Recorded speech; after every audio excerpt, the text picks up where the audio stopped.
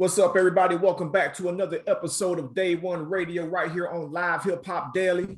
As usual, I'm your co-host, Maurice Garland, and I'm always joined by my man, Brandon Peters. What's going on with you, man? What's happening, man? It's good to be back in the building one time, man. Appreciate y'all listening, appreciate y'all watching and supporting what we're doing over here. Make sure that you subscribe, rate, and review, and follow us at Day1Radio. And as we do around here, man, anybody that's contributing to the culture that we really rock with, we always want to sit down and talk to them. And our guest this week, who I go back with, I don't even know how many years. I think we met in New York. So we talking 15, 16 years at this point. This guy, man, has designed a bunch of stuff, dope artist. He is, we're both from the Bay Area, but what made me like, man, one of the most recent things he was a part of that I thought was awesome is this Black Fives collection that Puma just dropped. And I'm like, yo, we gotta, this is how international we get. We got a Filipino dude from the Bay who designed a dope ass Black history hoops collection. Like, it don't get no more international than that. Man, I want to welcome my man, Dustin Canalin. Brother, how you doing? I'm good. Thank you for having me on. I'm glad we finally made it happen. Yes. With the Warriors game is live as we speak. So yes. Sacrifice. Yeah.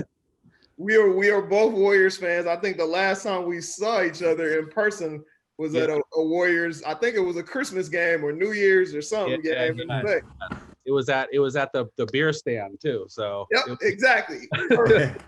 Perfect timing, man. So, dude, like, first of all, like we'll get into everything, man. You've done a lot of stuff for different brands. You've established different brands over time. But like, how has it been for you adjusting to this COVID thing, being that you design things that people typically like to wear outside, and you also, do a lot of art, man. So how has that been for you adjusting this during this time? Well, there's two factors that play like perfectly into who I am and kind of how I've worked. And one of them is that like I've pretty much been working from home forever, like even in my corporate jobs, like there's just a level of it where you kind of go and socialize at work and do the meetings, but the real design work and the creativity like comes from the lab, like wherever that is. So, for me, it's no different. Like not being able to travel has been tough, just as far as like being inspired and seeing people and having like random conversations at games or bars or whatever. But, the other thing is like, if I could wear sweatpants every day, I would, and it's like, I've always tried to like bring casualness to corporate attire. And, random story is that when I went to Nike, it was like, man, everyone wore like tech fleece. It looked like pajamas every day for everyone. And then like I started dressing up just because I was like, man, everyone here looks like so unprofessional and they look like they just got out of bed. So anyway, it's just more like being able to work from home, stay creative, and then honestly just like designing for like casual chilling, like a lot of these companies have come to me. Most of it is to like tell these stories. So, like I always let the inspiration kind of drive what the product ends up being. But, during COVID, like you're kind of surrounded by your same surroundings every single day and you're wearing the same stuff. It's like you don't have shoes on. So that inspiration kind of just feeds into what I'm working on. Yeah, it seems like a lot of people that, companies rather that, were known for making everything from bags to hats to just random projects. They're getting into like sweat gear. They're making stuff for the home. Like, hey, man, don't you want something on your desk and your wall? You know what I'm saying? It's like, y'all make purses. When did y'all get into that? You know what I'm saying? Yeah, no, it's like, I don't know, like I'll watch just the news and they just talk about how, sweatpants are like the #1 selling item on like from Oprah or at Kohl's or like everywhere. It's like everyone is just trying to stay comfortable. And me included. So it's really just like, how do you prepare for the future, but at the same time kind of understand that like, no, I see Dwayne Wade, like Dwayne Wade had some funny like posts on Instagram where he's just like, oh, it's my fit to go out to the, the backyard. And it's like, he's taking like fit pics. So I think people like still want to get fits off and all that, but I don't know, man. Like I haven't really been outside much. So yeah, same. Absolutely. That's real. So, I mean, we mentioned it in the intro, man, and I think it dropped last Friday. So talk a little bit about the Black Fives collection and designing that and just the inspiration behind it, and just put for those who are not super aware of the history of basketball, especially with Black folks in America, kind of explain about the Black Fives and how it inspired you. Yeah. So yeah, I definitely wouldn't do it justice, because the person that is actually behind the Black Fives now and kind of cultivating and telling the story and educating is a guy named Claude Johnson. So he's been around forever. Yep. And has collaborated with God, I forget who did the jerseys back in the day. But they did a bunch of product, like when jerseys were Stahl and Dean. Yep. So they had a big Stahl and Dean collection during the big jersey phase. And that was relevant for the time. And he's a straight up historian, like writer, everything. And the amount of knowledge that guy has, it's really like, my job was pretty easy. So how it began was that I've been consulting, like since I left Nike, I've been consulting for a bunch of brands, and one of them being Puma. Emery Jones and the people that are there are really kind of behind developing a true culture around basketball, and like really kind of looking at like signing J. Cole was like a big deal. Like even like I've been in the basketball industry forever, and no one would actually sign J. Cole to an actual basketball shoe. Right. So, what he's doing and what they're able to kind of push through because of, his credibility has made, it easy for people like me. And, him and I had discussions just about the amount of shit that we're, attached to, like the brands that we work for, the projects that we're doing, like it's entrepreneurial, like all the time. So when they brought Black Fives to the table, I was like, yeah, because, everything that I've done has been built as, with basketball as a common denominator. So it's like, I grew up in the Bay Area, played sports all throughout wherever, and basketball was always kind of my license to entry, so just hearing the stories and being a part of how the Black Fives came to be, it was like I said, it was pretty simple to kind of translate what Claude was starting. And what I wanted to do with the first collection is educate this new consumer and these new kids that, they exist. So this is kind of step one in like a multi-year deal with the Black Fives. So, for this, it's like Cliff Notes.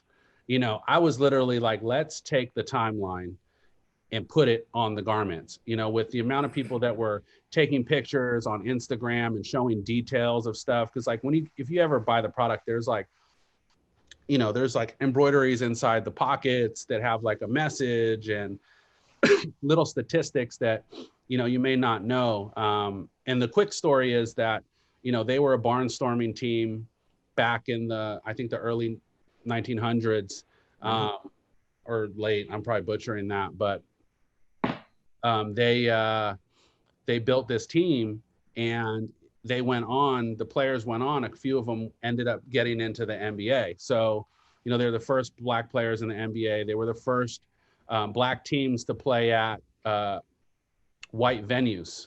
So, like the Globetrotters were happening at the same time, but the Black Fives were really like in the streets. Like they were like the And One mixtape versus like, whatever. So, their story is amazing. And I definitely recommend people go to blackfives.org to check out everything they got going on. Puma's done a really good job at telling snippets, like 30-second downloads of their history and why it's important. But the story definitely needs to be told. There's stories from 15 years ago that I still try to tell people about that people don't care about. So just people that actually like laid the foundation for like the Kobe's and the Jordans and all these people to really play, to get lost. And it's like, you know, how do you make that into an apparel collection and not make it feel like, you know, an encyclopedia on that you're wearing, you know, like that was kind of the hard part. So we simplified it, and there's a ton of detail. And if you either go to my website or Black Fives as well, like there's some kind of deep, like shows where the inspiration came from, but you know, everything's designed with a purpose. So, you know, everything's there for a reason. From the stripes that go down the side, like that was a major motif in the like socks. Yeah, there's a lot going on in there if you like really kind of pick up the garments and check them out. No, that's super dope. And you kind of alluded to it earlier, or mentioned it earlier, alluded to it now. Like the storytelling thing, I think that's what a lot of people miss out on in brands. And that's really like those of us who are really into apparel, really into sneakers. Like it's not the hype beast shit. It's like those little small things. It's like, oh word, like I don't even remember which Jordans they are. Right. I think they came out in like 2018. They're ones, and they were the beige joints with like the white upper and the black swoosh. But when you pull back the top lace part, there's like messages underneath. I was like, that's the ill stuff. Were those the rookie of the years? I think they were the rookie of the year. Those are the ill things we get into. Like, how do you? Because I feel like you do it better than most. Like, damn near everything you do has some kind of underlying story, whether it be for your brand or for another brand. Man, how do you always bring that to the table, and are brands always receptive to that?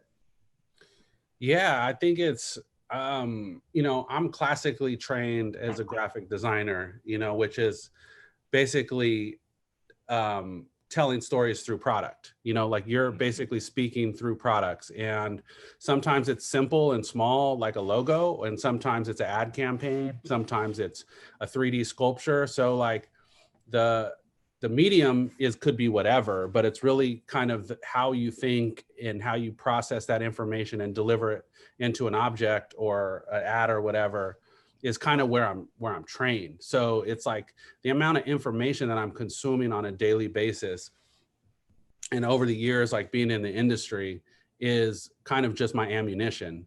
And when I'm briefed or I have to develop my own clothing line to do something, it's just like it has to start somewhere, right? Because anyone could make something pretty, anyone, because that's arbitrary on if it is pretty or not.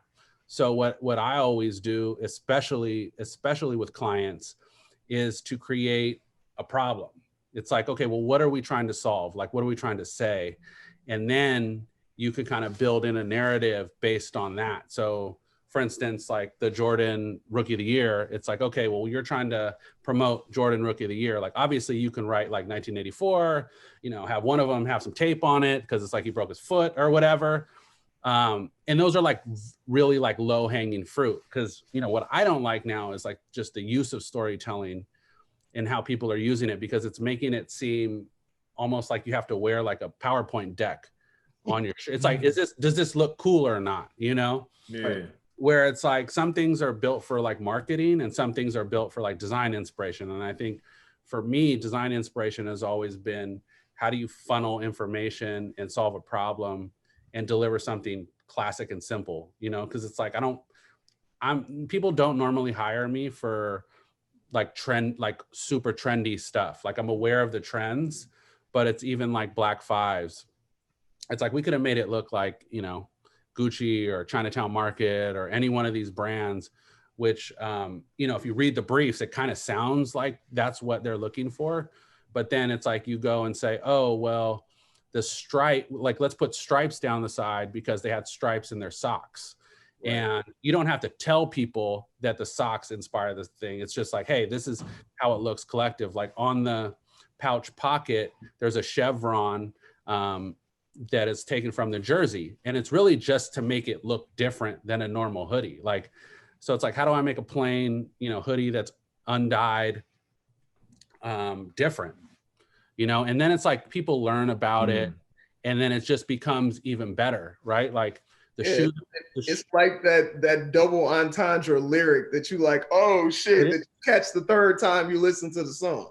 No, totally. Like, honestly, like my parallels of design are always kind of with music, like just being an entrepreneur and coming from the Bay with Master P and E40 and just like how they used language and Jay-Z, like the triple, quadruple entendres, like all of that stuff is like, it's only cool if people know about it, right? It's like the third or fourth one. So I think it's partly is like, how do you deliver something that looks cool so people kind of get it?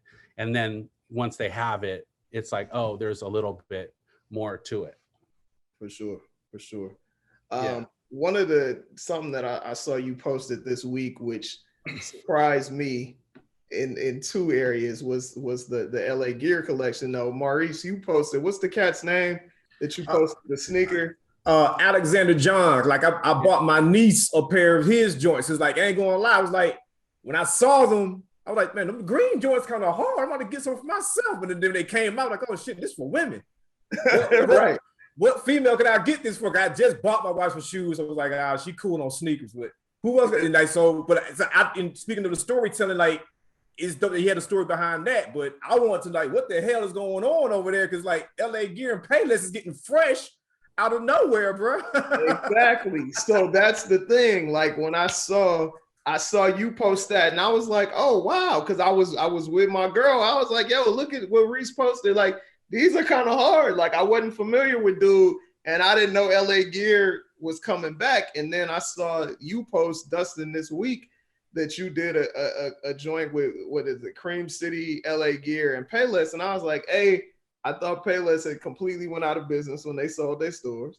Yeah, I just heard of LA Gear coming back again. So two-part question. A, how did that come about? And B, were you kind of leery attaching your brand to a Payless or an LA Gear, a brand that had not really been popping for a while, and a brand that is like, I mean, let's keep it 100. Like, if your parents was broke, you wore, Pro Wings or XJ900s back in the day. There was never anything cool about Payless. Like, I had a pair, like we all probably had a pair at point another time.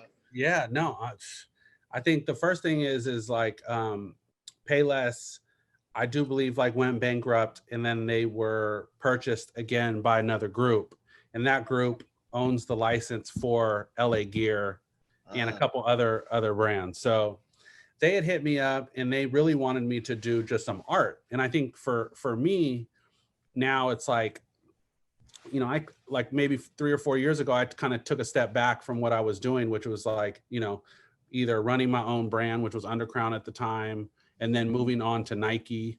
But I had always been behind the curtain at every brand. And, people know my stuff, but they don't know me. And then, what happened was, as the industry evolved, like social cachet started to matter. So I was meeting with a lot of people at Nike, and I won't name names or anything, but it's more like they were bringing in a name and the talent wasn't there. So it was just like, they couldn't design, like they don't physically do what I do. So it's kind of like, a basketball player that plays 2K versus someone that can like dribble and shoot. Right. So it's like, yeah, you could be nice and it'll look like the TV in, 5 years or whatever, but it's just not what I do. And I wanted to be able to have that type of freedom that some of these partners were coming in at Nike. And one of the things was like, okay, well, how do I build up my name? And I'm not really out there like that promoting myself. I'd rather be designing, creating work, and like let the work speak for itself. But that doesn't even matter anymore. So, I looked at myself and was like, all right, well, for me to be happy and exist as a designer after going through everything, like being an entrepreneur, working for a startup, which was AN1, riding that wave, working with Adidas, Reebok, everyone. I work for everybody. And I was like, man, like I want to do art in my own name. I want to have a studio practice where I work with all these brands. And then I want to start another line, which was new and a little bit more, geared toward my tastes. And I've been doing all three at the same time. So when LA Gear approached me, I was like, all right, well, my name attached to your brand is only one part of my brand. And it could either be through like my studio, where it's like I'm behind the curtain, or, you know, or I attach my name to it. And they really wanted me to attach my name to it. And they're honestly like one of the first people. And, you know, I'm the type of dude that's like, you know, I can get busy wherever, you know. It's like, if you want to make something, I can make something, you know. It's kind of like music again. It's just like, Too Short just needed a distribution deal. Like, you know, he didn't have enough time to like walk around East Oakland and over to Sacramento all the time. He's just like, he needed somebody to package, sell it, and put barcodes on it. And that's how that blew up.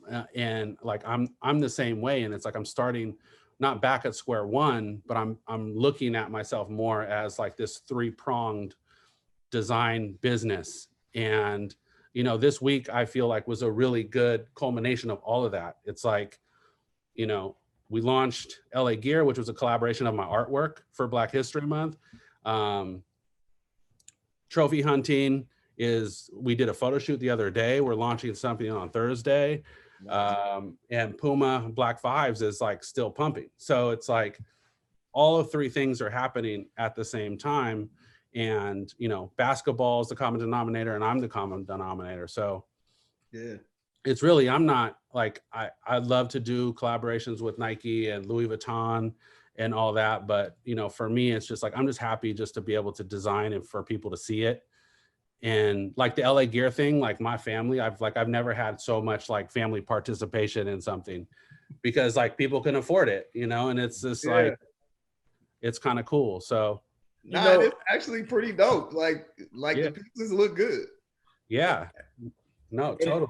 I want to ask you something too, right quick. Like, you being a designer and, you know, your name being on stuff, it's like we're seeing that a lot now. We're knowing who designers are, like who the people are that are handling the textile and the stitching and all that stuff. Like they're like the new cool person now. Like, do you think that's why do you think that is now, and do you think there's going to be something that really continues to permeate in the years to come? I definitely think it's becoming like, people are becoming more aware of where stuff comes from and who's making it, right? Like this whole cancel culture and people that are behind these brands, like people want to know. And I think for me, it's always been a fine line between like, I'm me versus a brand that I work for or a brand that I own. Like it's still different and hopefully bigger than me. But I think people just like have a real interest, and I think it's pretty cool. And like the amount of kids that I see and talk to that like either like know so much just from a technical standpoint and know so little from like how you actually do stuff. It's like people like, oh, I want to make cut and sew, I want to do this and that, and they go invest all their money into making cut and sew that you could probably buy blanks for, and you only have to buy like 10 of them versus like 200 of them.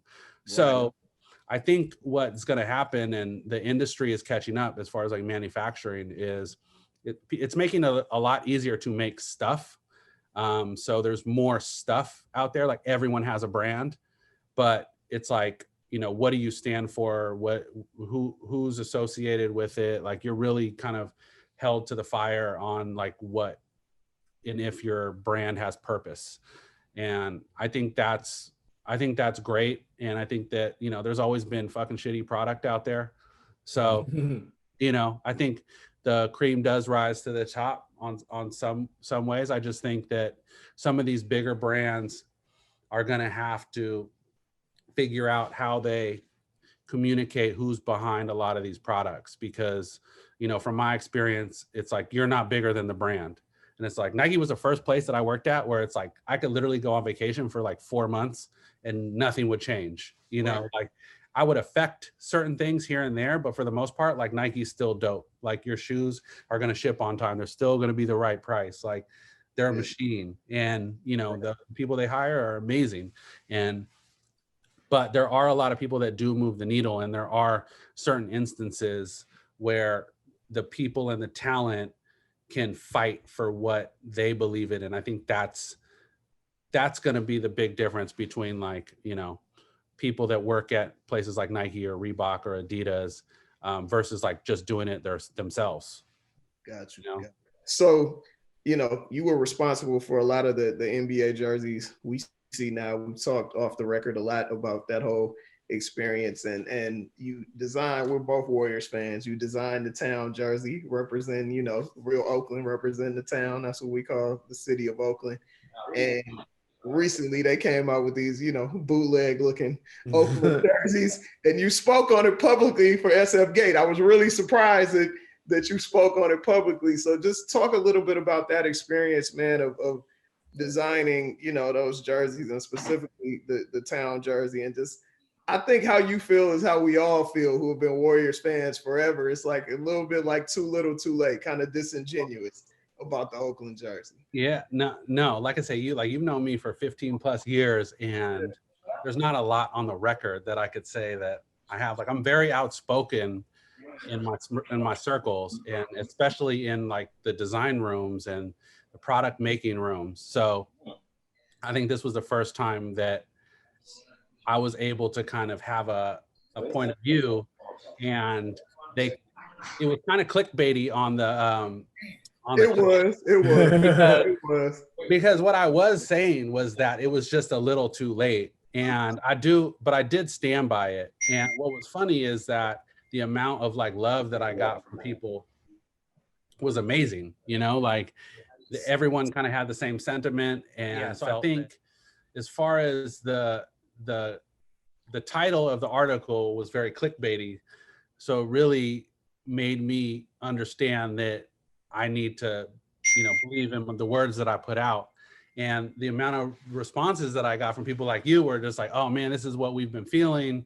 Mm-hmm. I'm like, man, I thought people were already saying that. I just, you know, I had no idea. Because I think it was less about how whack they were. And for me, it was like, you know, because I think they're cool looking jerseys. It just doesn't make sense. Like we were saying, like the storytelling of it. It's like, why would you talk about, like, first of all, they're called Oakland Forever, which is like super ironic. Right. It's like, okay, well, that's not very true.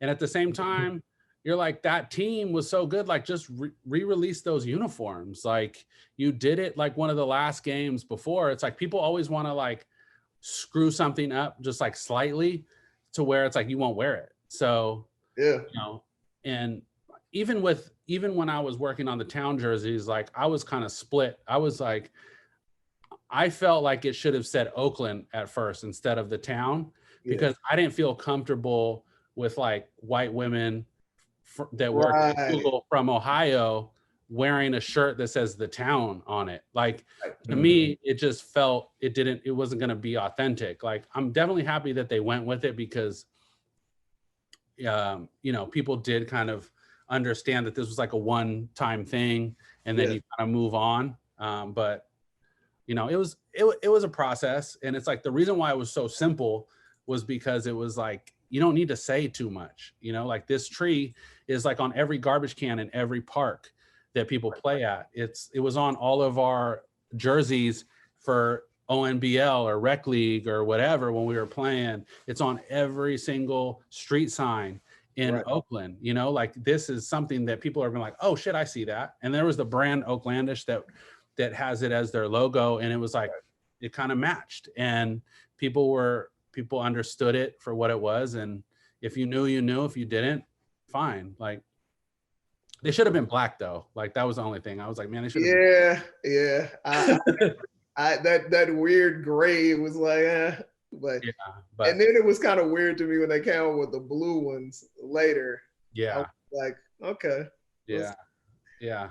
You know, people want new, but I'm always like classic and purpose. So it's like, I don't need those other ones. If I got the good one, I'd buy two. Right. Like I'd buy another one. Yeah, no, absolutely. Absolutely. You mentioned your brand, which you have on the hat right now, Trophy Hunting.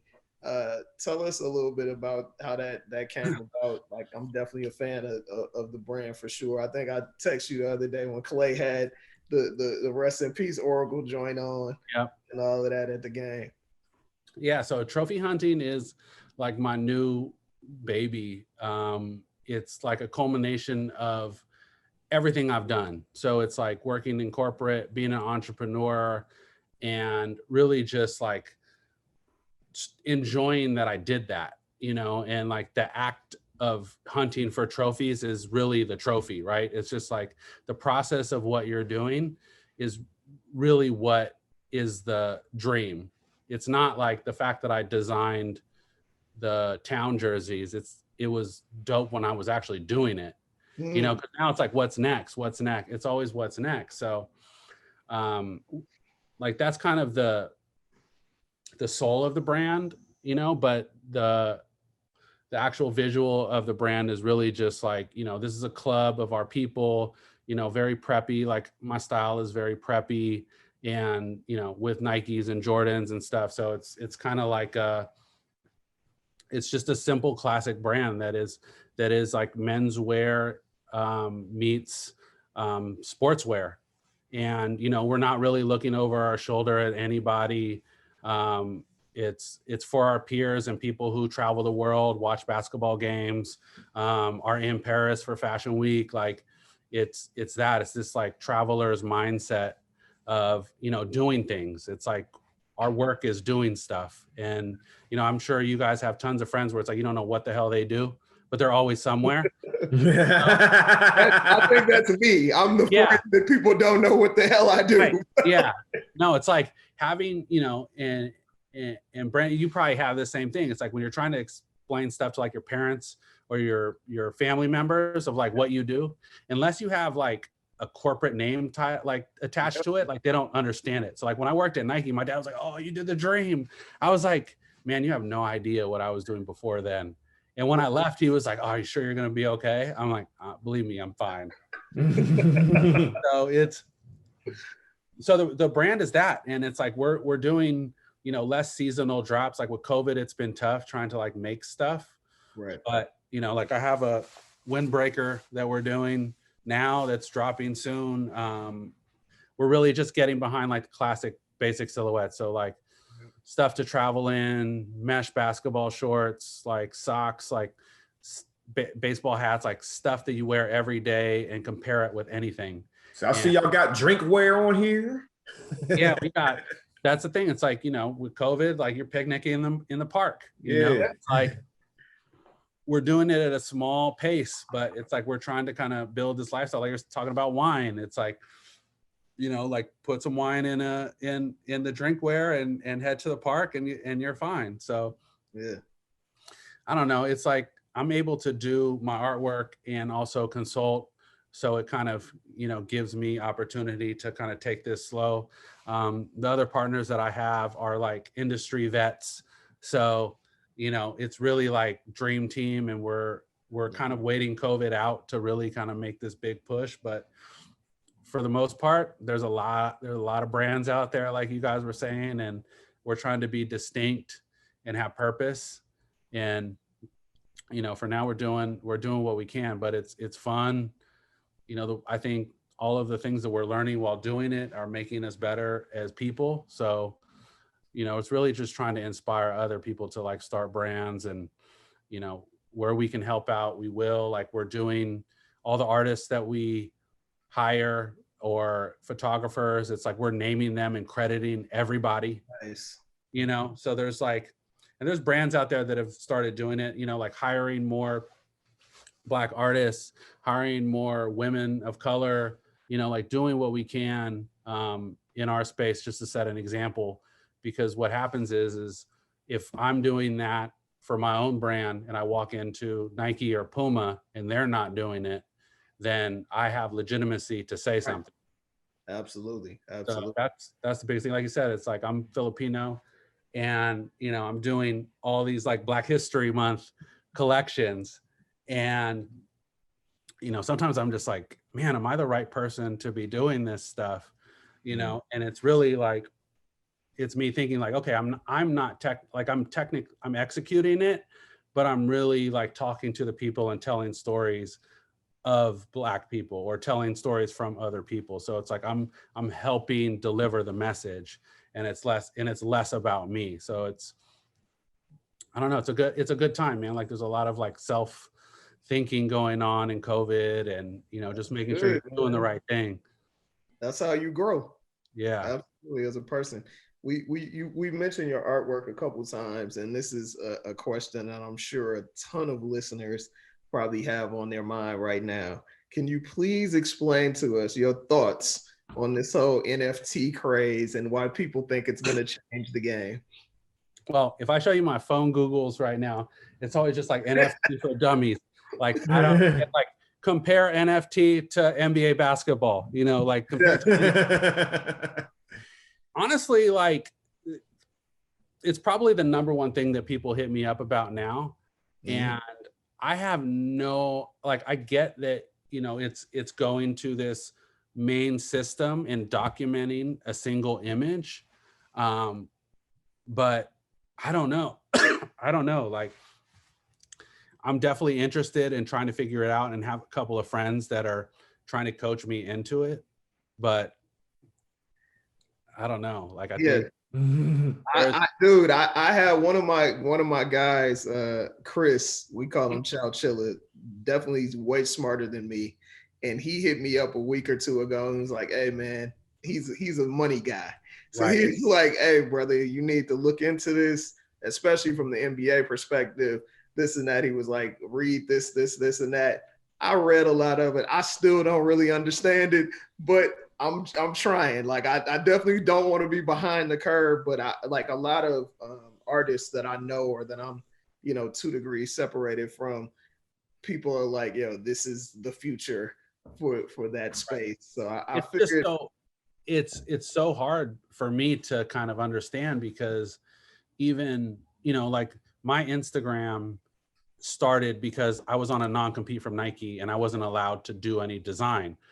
And these doodles and illustrations that I've done have always been the ones that I do to like draw like, Giannis in his outfit to sell it to people to understand, like, this is what it looks like. This is how it's worn. And I kind of just put that in the forefront just so I could kind of like use my design brain and muscles. And when I started doing that, I started getting better and like started doing them more. And now it's like, it consumes my whole thing, my whole feed.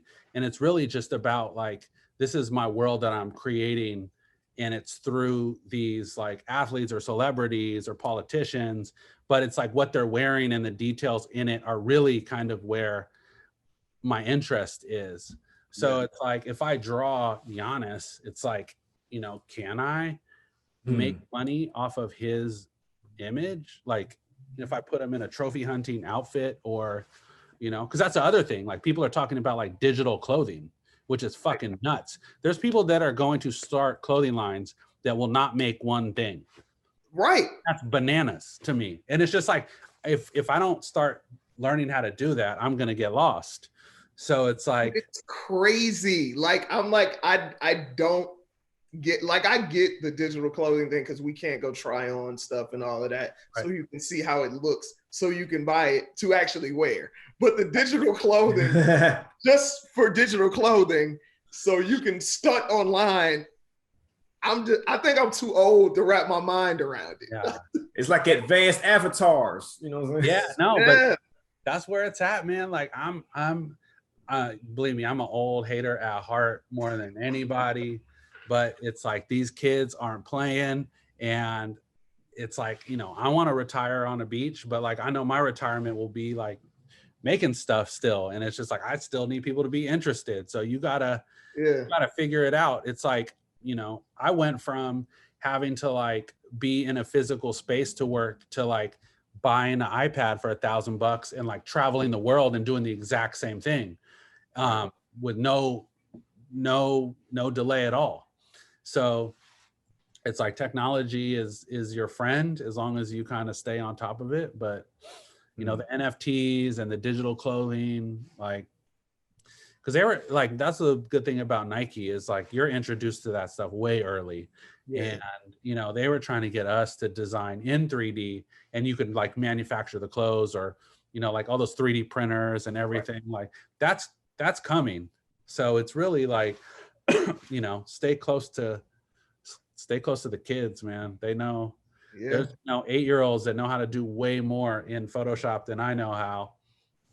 That's wild. That's super wild. You kind of mentioned your doodles and everything on IG, and I am always impressed by like how quick you are with it. And it seems like, you know, from the outside looking in, you're very mostly inspired by social issues and hoop. So how do you like stay so prolific with it? Because you quick, like it's pretty much up like real quick after things happen.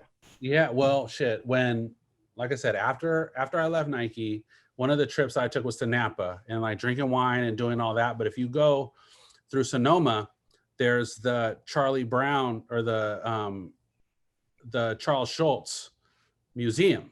And I went there, and it was a small museum, and it was kind of like partly closed because of the timing and all the fires that were going down there. But it told his story about how he used to wake up every day, take the same route, sit at the same table, grab food, and then go and draw every single day. And he would read the newspaper for a couple hours, watch a little bit of TV, and then go and do his thing. And that's where like his direct inspiration came from. So it's like, I've like, now I'm like, okay, the one skill that I have gotten that not everyone has is the ability to draw. So I'm like, I have to draw every single day. So I draw every single day, no matter what, whether you see it or not. So, you know, these days that I'm going on, not posting like 2 weeks, a week, whatever, I may have a project, but I also may just like, you know, want to draw a picture of Derrick Rose, and then I put it to the side, you know. And then now with technology, you know, my secret is you have like body parts. So it's like, I'm drawing shoes. Like I have a catalog, like we're talking about digital clothing. Like I have a catalog of shoes that I've drawn already, and I could kind of like layer them in and bring things together. But it's really the storytelling. So it's like, if I wake up in the morning, I turn on the news and, you know, there's some crazy going on, I may have a piece to start with, or I may not. So I kind of just go from there. And that's really the thing. It's like, you know, and plus it's like at any company where if the champions are going to win, you got two, right? You know, the championship t-shirts. So if like you have a Patriots shirt and you have the Kansas City shirt. And I always used to try to get my hand on the losers ones because I thought those were the funniest. You gotta go to Guam or something. Yeah. Where they ship all of them to. No, exactly. Philippines. And they're in the dollar store over there. And I'm half Guamanian too, so I got the plug there too. There you go. There you go. You mentioned the sneakers a little bit. I know you designed a lot of stuff, you know, for And1, for Adidas, stuff like that. What is your favorite sneaker that you've designed, and what is your favorite sneaker, period? Oh, wow. Okay. These are fairly difficult but easy questions for me. My favorite sneaker that I designed is one that, you know, I think people use design loosely because there are like amazing industrial designers who design footwear, and I've done both. Yeah. But the Gil Zero one for Adidas basically was like the launch pad for me. He was Steph Curry at that time, and I fucking was like, yo, this dude's the greatest fucking guy ever. Yeah. And they're like, all right, so do this shoe. So we did this like 90s retro shoe, and that basically turned into more opportunity. So they're like, oh, this is dope. Like, you should do one for Kevin Garnett, T-Mac, all this. And the next thing you know, I'm at a photo shoot with all of those guys and, you know, kind of listening to their stories and trying to tell their stories of, you know, that era of the 90s. And it kind of like took off from there. So that was probably the funnest shoe that I worked on. And then my favorite shoe of all time is I'm split because I'm like a classic Jordan guy, but it's the Jordan 3 cements or the Jordan 4, the all black ones. Yeah. Super classic shoes, super classic. You know, but you, I mean, of course you realize this, but like, you know, I remember when those Gilbert Arenas dropped, that pretty much like changed the game. That was the precursor to so many sneakers after that, because up to that point, hooping in low tops was like, some people looked at that like as a death sentence. Like, bro, you're trying to kill yourself. You know what I'm saying? Not only that, like Gilbert was way ahead of his time, you know, and it's just like, and I like to think that I'm part of that because we were able to produce that much work, because he was the first dude to be like, I want to do 30 pairs of shoes. Yep. And then, you know, I think he got hurt, or there's a lockout or something happened. I can't remember what happened. Got hurt. Yeah, he got hurt. So he couldn't wear them all, but it was the first dude to have that many shoes. And now you look at like LeBron and Kyrie, these dudes all have like 20 shoes, and every single one of those came from his brain. And I guarantee if you talk to him right now, he'll remember every single detail about them, from, you know, Benihana to Black President to like his birthday party. Like, yo, dude. I still have a pair. I think the theme was like a Star Wars theme or something like that. The like black and silver, like joint. I'll send you a picture of them. I'll know the story, because I used to have to like try to like get it out of him and try to figure out what we were gonna do, because it was the same exact shoe too. Like you really couldn't change much. But you know, we used every pattern. Some were good, some were bad. We partnered with Slam to Benihana. Like there was tons of people. Like Gil was the first person on like video game teams. He was like, yo, I just signed these video game dudes for like $1 million. I was like, wow. Yeah. I would love to sit down and talk to that dude. He has always been interesting as hell. And I hate, as many players, I hated when he was no longer a Warrior, but it is what it is. So I know we're about to get out of here, so I got to slip this in there. We're talking about design. It's not a new trend. I mean, fake and knockoff sneakers have been around forever, but what do you make of like these knockoffs becoming like kind of cool now? Like cats are actually spending $300 on J's that are not J's. You know what I'm saying? Like,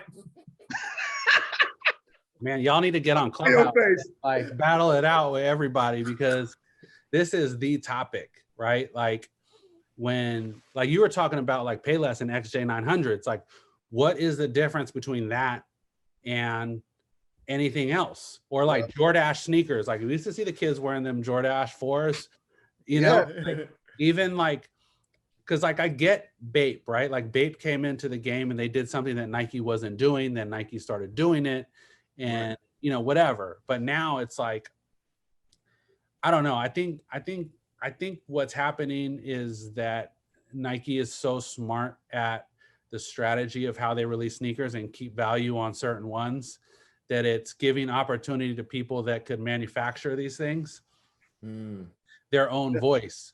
Because, you know, the one thing that I don't think is happening right now is people are getting educated on taste. Like it's really just like popularity. It really is. Yeah, because like you would get made fun of at school, like the school that I went to. Like you wouldn't be like, I really hope I should go back there and just make sure that that's still the case. But like you couldn't wear bootlegs like at all. So I don't know. Like I think, like I said, cream rises to the top, and it's just like good for you for getting some bread off of, you know, your hustle and your ability to manufacture something in China, because there's a lot of people making like really good money.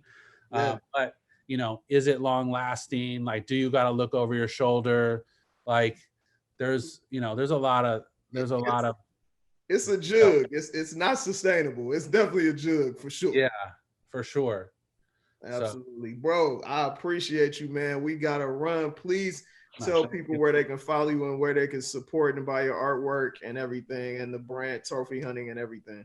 No, I appreciate it. Yeah, on Instagram, I'm Dustin Canalin. You can follow Trophy Hunting on Instagram, and that's it. You know, like my website is dustincanalin.com, and everything's there. It's kind of like the hub. It shows you everything I'm working on, from, you know, Nike, Converse, whoever. And, you know, that's it, man. Support independent business. Believe me, it helps. Like buying a t-shirt will get me through to making more. And, you know, I think that's what, you know, I try to support my friends that do stuff. And, you know, as you're wearing your Beer is Black History. Yes, sir. I owe you something. So, you know, like let's make sure we support each other. Absolutely. You know, pay it forward, because like you said, there's a ton of people making stuff, and, you know, you want to know that they stand for something good. And if you know those people, then it's just going to help everybody else. Absolutely. Thank y'all. Absolutely. Appreciate you, bro. Thank you. Thank you very much. Appreciate y'all listening. Appreciate y'all watching. Make sure you follow us at Day1Radio. Make sure you subscribe, rate, and review. And we'll see y'all next week with another dope show. Peace. Peace.